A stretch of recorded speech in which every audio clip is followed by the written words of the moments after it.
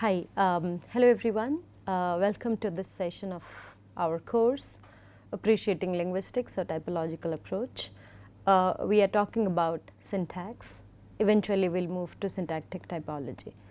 As I discussed in the previous session, before really sort of getting to know what syntax is, we need to understand the basics of grammar and from a natural language perspective, so that it will be easier for us to understand what a sentence is, eventually what syntax is.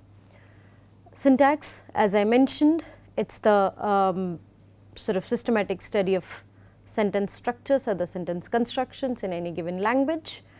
So, if you really want to understand syntax and its applications, you must know what are the grammatical categories that comprises a sentence, and how we need to study these categories so that it will not be difficult for us to understand the basics of syntax as a part of linguistics.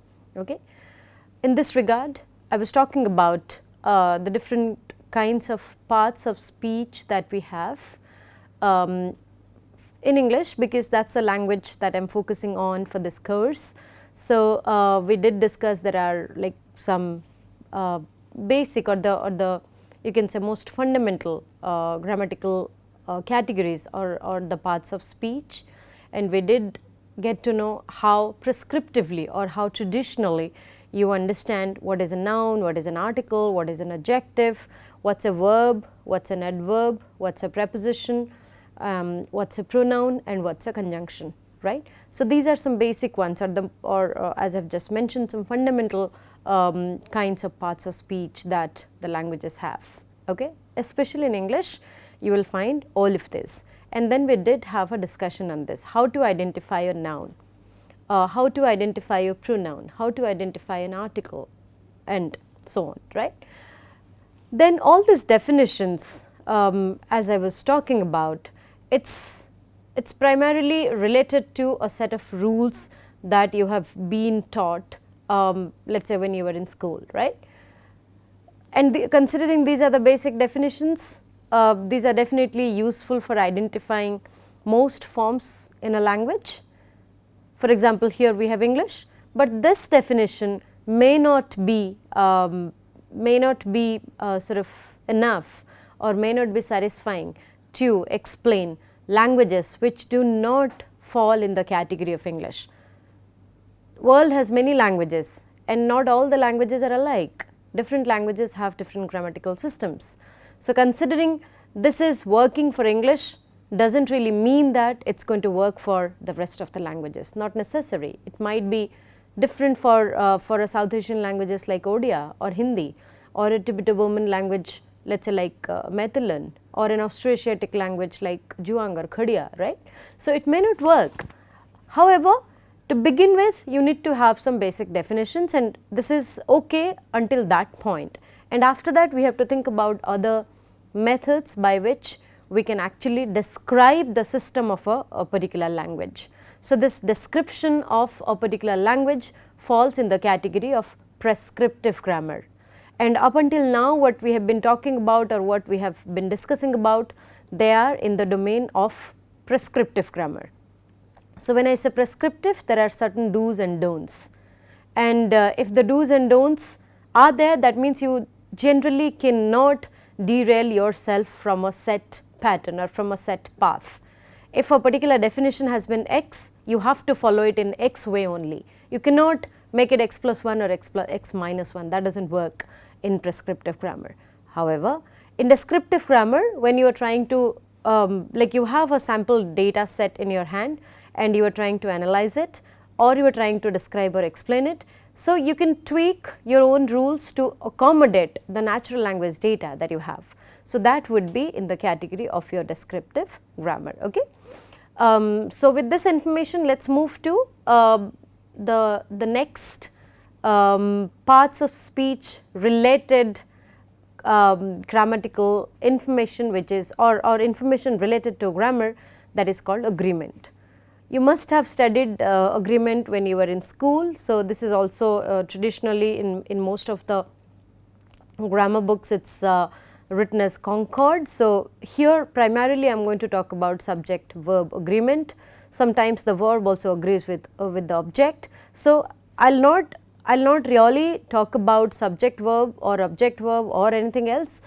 Primarily I will talk about agreement as a broader grammatical item or a broader grammatical phenomenon. So, considering we are going to put it in a more umbrella like term, let us understand how the traditional grammatical analysis what kind of information does the traditional grammatical analysis give us about agreement. Okay. So, let us say there are certain categories like number or person or tense, voice, gender.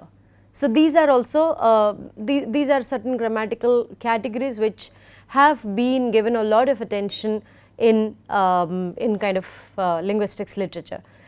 But what is so special about agreement and vis-a-vis these ones, the ones that I discussed, number, person, tense, voice and gender, they can be discussed in isolation, right. So, you can simply talk about what is the person, number, gender system in a language, let us say Telugu or Hindi or Odia or English. But when you talk about agreement, this cannot be discussed in isolation. I hope I made it clear. Okay.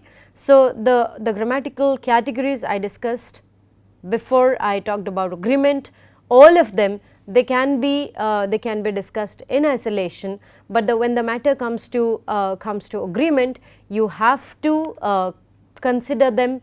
You have to consider it in the form of agreement between two different grammatical entities. So, when you say what role does number play in the grammatical system of a particular language, here you have to talk about agreement. So, whether the number feature, if I say the number feature on the subject, does it change the verb or not? So, that study is going to be considered as the in the category of agreement. So, I am writing it here. Let us say I am giving you a construction. John loves his dog. Okay. Okay. So, that is a sentence and we need to analyze it. Okay. When you say John loves his dog, what kind of a sentence is this? That will be a declarative sentence or a statement, right. Whether it is a and then you can talk about which voice has been used here, whether it is active, passive, reflexive or mediopassive. There are different kinds of voice systems. So, what kind of a voice is used? Maybe you can say this is an active voice. This sentence is written, it is a statement, it is a declarative construction and it is in active voice. And if I ask you which tense has been used here, then you can say it is present tense, because it is a habitual aspect, loves. Then I will say, okay, what is the person of, or what is the what are the features of the subject? Subject John is third person, it is singular number, the sentence is in present tense, active voice, and John is like, considering it is a biological, it is a male, it assumes to be a male name. So, it has the masculine gender.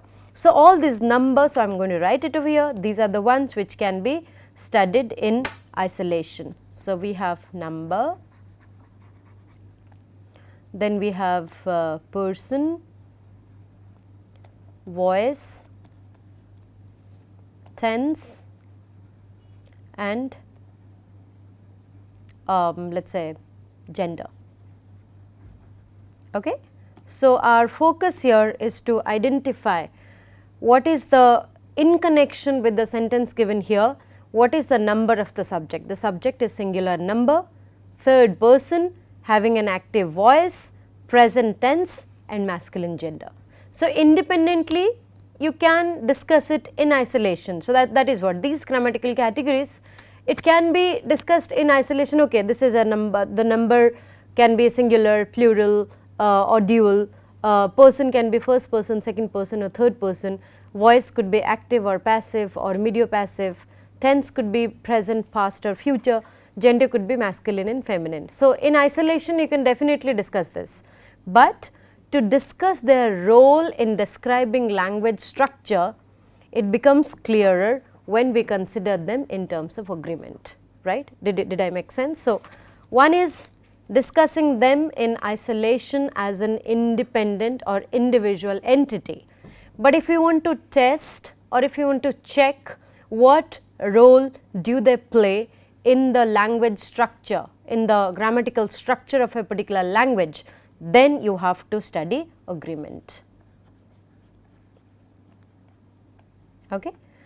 So, you must or let me write it in a clearer manner. So, when you want to study these, to understand the grammatical structure or the grammatical construction of a particular language, then you have to target what sort of role do they play when they are associated with agreement. Okay. So, when I say agreement, you have to check, let us say there is the verb agree, there is the verb love, which is loves here. So, does it agree with the noun or what kind of agreement does it have with the noun? So, when you say John loves his dog, so then obviously the first thing that you notice here, loves can also be written as love depending on the subject that it agrees with. Since John is third person singular number, the verb is going to be loves. Had it been I, then it would have been the verb would have been love.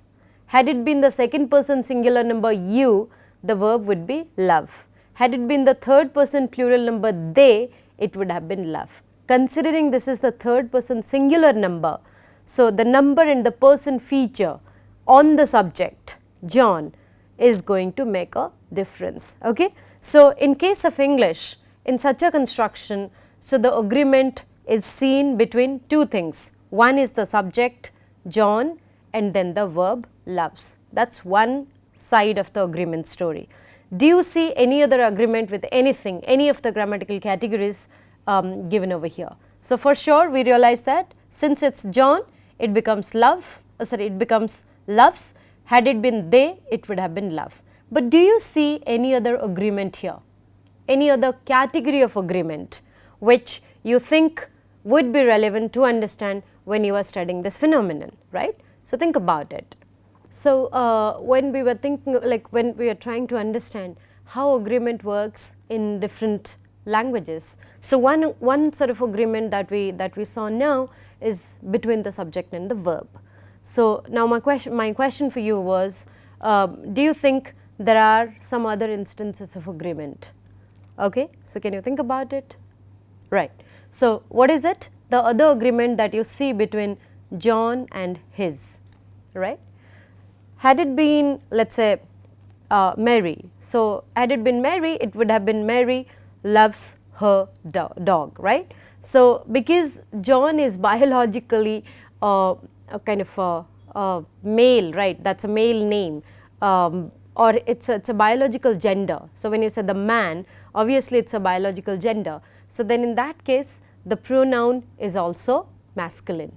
Had it been biologically female or woman, then it would have been her, which is agreeing with the subject. So, two different kinds of agreement we saw here. One, the subject and verb agreement, then we saw the noun and pronoun agreement. So, here these are the two things that we need to keep a check on. Now, my question is, do you think this is the way all the languages in the world they work? I do not think so. Different languages have different patterns, or different languages have different styles. Considering subject verb agreement is quite strong in English, let us say in a language like Hindi, object verb agreement also works. So, when you say let us say it's my brother. So, generally in case of as far as Hindi is concerned, sometimes the verb also agrees with the object. We will bring these discussions in a while. Okay. So, now let us finish the discussion on agreement in general, taking into consideration English. So, at least in this given sentence you saw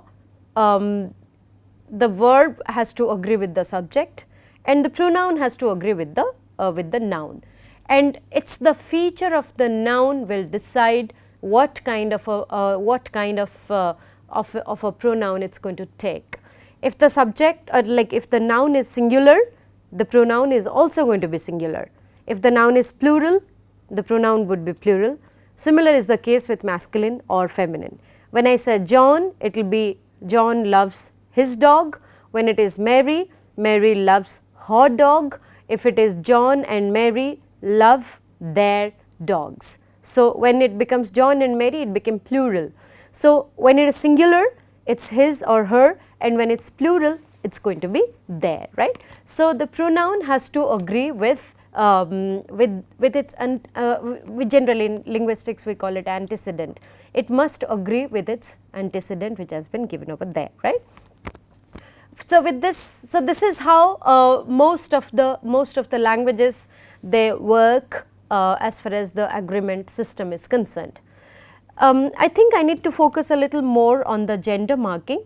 So, there are two kinds of gender as I discussed a while ago. One is the biological gender, the other one is going to be grammatical gender. Okay. So, biological gender is generally like the sort of whether it is male or female, and that decides, which is just the biological distinction between male and female, right. But when you are talking about grammatical gender, it will you have to be a little more careful about it. So, how you are going to decide on the grammatical gender? English is not the right kind of language which we should consider as an example. Rather, we should consider the examples like Spanish or let us say German. Okay. So, because they have certain grammatical markers on the nouns which would help you to understand whether they are masculine or feminine, right. So, that is what I said, apart from the biological distinction which are used in English, we have other languages where they focus a lot on the grammatical gender. And in this case, so a neutral gender is used both for male and female, and after that they use a grammatical category or a marker which will tell you whether that is masculine or feminine. Let us consider a Spanish example. Okay. So, in Spanish example there are two grammatical genders, masculine and feminine, and one would be this, which means let us say the sun, this is the sun. Okay. And the other example is this is the moon, right. Okay. So, when you say el sol, so which is the sun, this has this would tell you this is the grammatical L, this is the grammatical gender marker, and this is the grammatical, like this is the masculine marker and this is the feminine marker. Okay. So, when you say la, that would be feminine, and when you say L, that is going to be considered as the masculine marker. So, this masculine and feminine marker are not derived or are not identified biologically, rather these are the grammatical genders. Okay.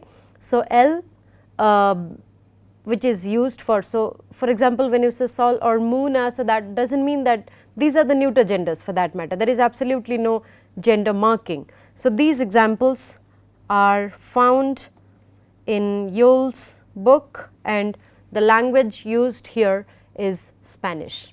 Okay. So, in this case, if you compare it with English, for both sun and the moon you have the same marker, that let us say the definiteness marker is the. So, here it is a definite, this is called definiteness marker. The does not have any what I would say, it does not have any gender difference. Wherever when the language is Spanish, you would actually see a lot of gender difference in this, right. So, this is one way by which we can understand how the gender works in other languages like German or Spanish. So, find out some more German data.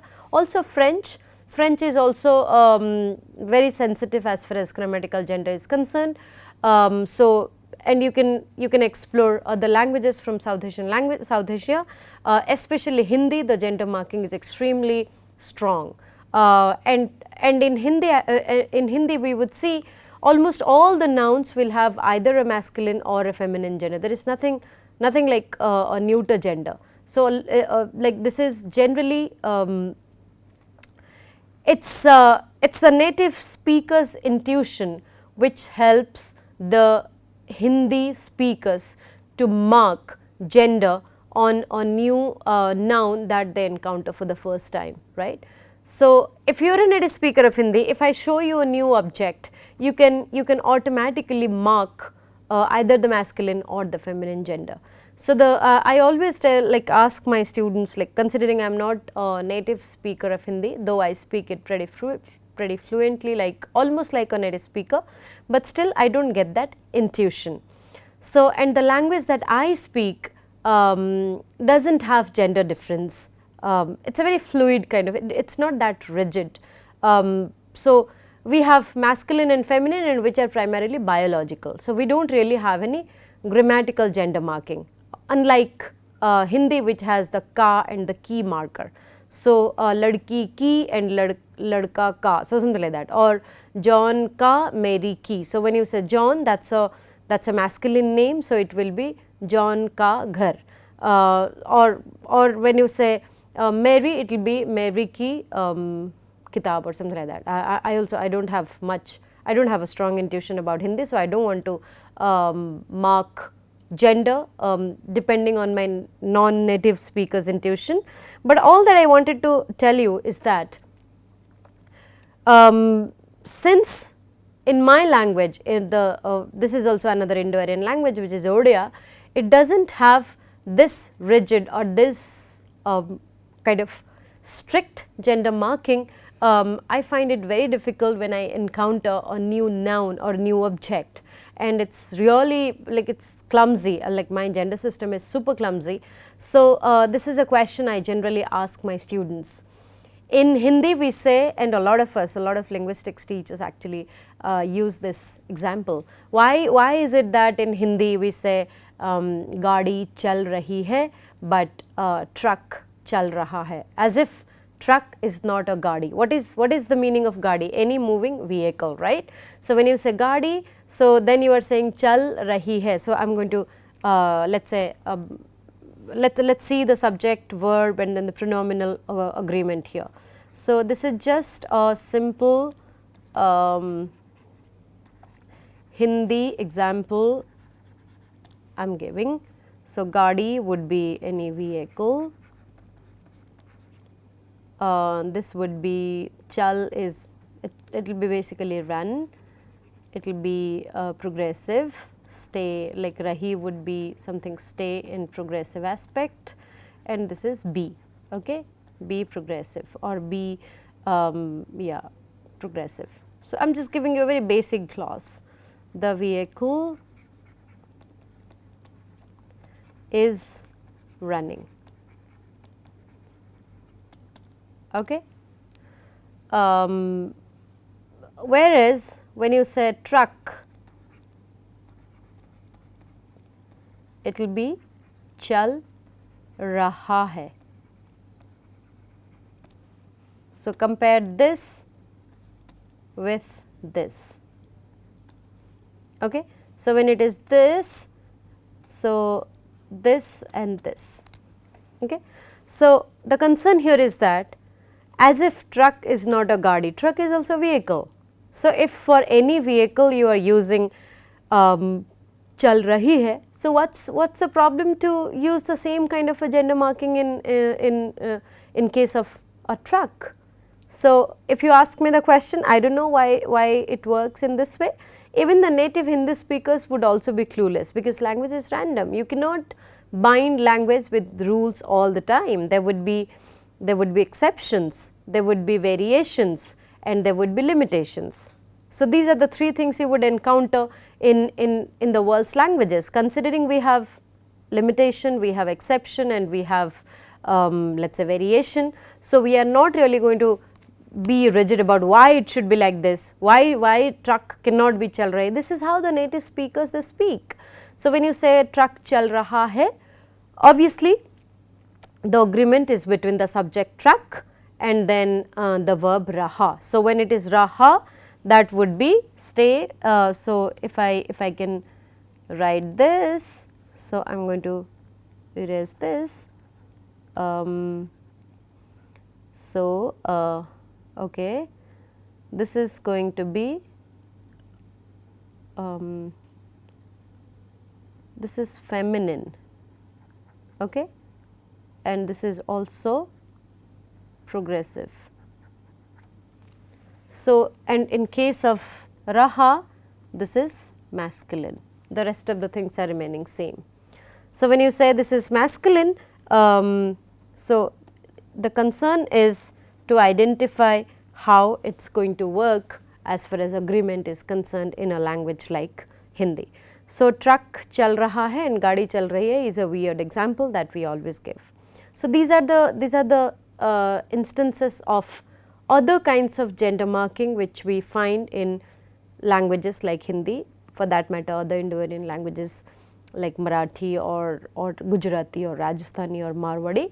However, in the Eastern Indo-Aryan languages like Odia and Bangla, we do not really see much of gender rigidity. Gender is rather fluid here, we do not have a rigid gender system unlike Hindi. Okay. So, just remember, when you talk about agreement, you have to see what are the possible combinations of the agreements that you encounter in a construction. So, I have discussed subject verb agreement, I have also discussed noun and pronoun agreement. Do you think there are other kinds of agreement possible in a given language? So, that is a question for you, think about it. So, this is what are, so here is a box that I am drawing, okay. What are the other forms